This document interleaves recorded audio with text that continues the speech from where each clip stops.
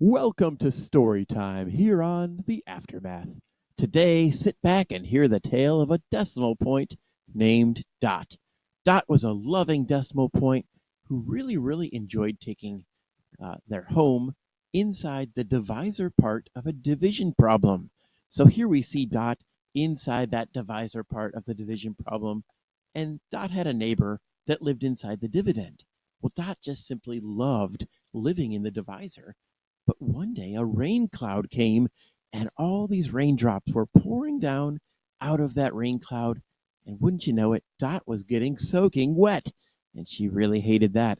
So she thought, I know, I'm going to move over a spot to the right, and that way I'll get out of the rain. Well, it was a great idea, but unfortunately, Dot was still getting wet. So she moved over again until she was right next to that division bar. And it turns out she was out of the rain, safe and warm.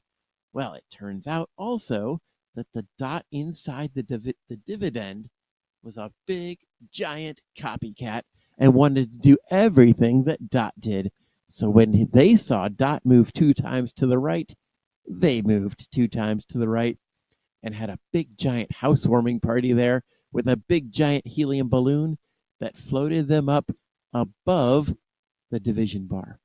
Once this happens, we can do a long division problem just like any other problem. If Dot lives 5 spaces away, we'd have to move 5 spaces away. The point is, she's trying to get all the way over to the division bar as far to the right as she can go. The dividend will move the same number of spaces. And as we do division, you can see here long division being worked out.